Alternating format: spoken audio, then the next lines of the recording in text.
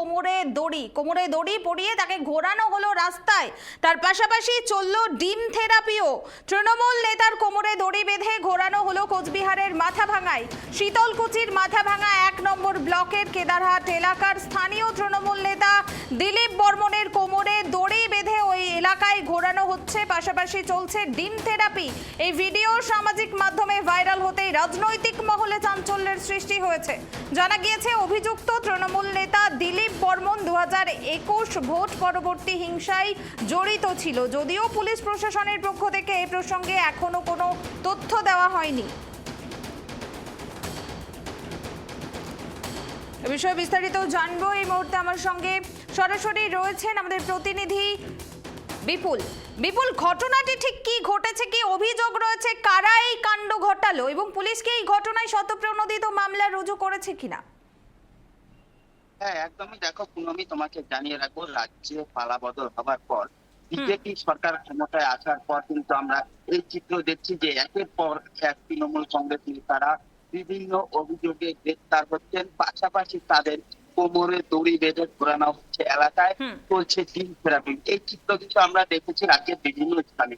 সেই রকম কিন্তু একটি চিত্র দেখা গেল কোচবিহার সামাজিক মাধ্যমে একটি ভিডিও ভাইরাল হয়েছে, যে ভিডিওতে দেখা যাচ্ছে মাথাভাঙ্গা 1 নং ব্লকের কেদারহাটে তৃণমূল কংগ্রেসের স্থানীয় নেতা রয়েছেন, তিনি তার কোমরে দড়ি বেঁধে কিন্তু ওই এলাকায় ঘোরানো হচ্ছে, পাশাপাশি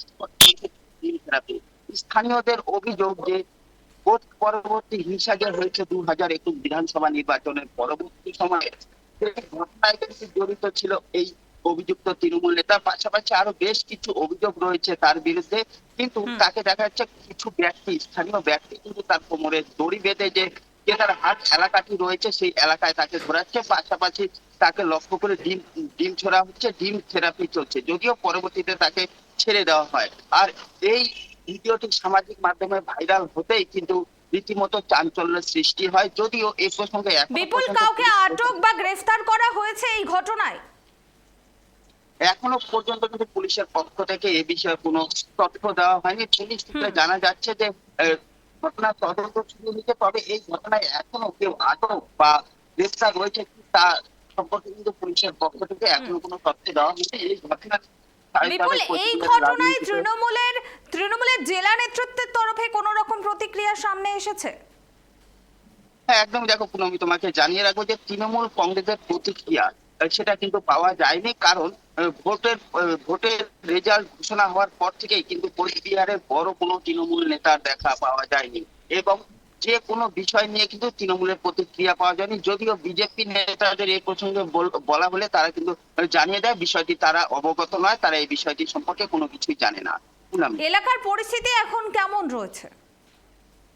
হ্যাঁ, একদমই। দেখো পুনমি, তোমাকে জানিয়ে রাখবো, ভিডিওটি কিন্তু সামাজিক মাধ্যমে ভাইরাল হয়েছে, তাই এর কিন্তু অত ইফেক্ট ওই এলাকায় পড়েনি, যদিও রাজনৈতিক মহলে একটা চাঞ্চল্যের সৃষ্টি হয়েছে। তবে ওই এলাকায় কিন্তু বর্তমানে শান্তিপূর্ণ ভাবেই রয়েছে, কোনো বিশৃঙ্খলা পরিবেশ কিন্তু ওই এলাকায় লক্ষ্য করা যায়নি।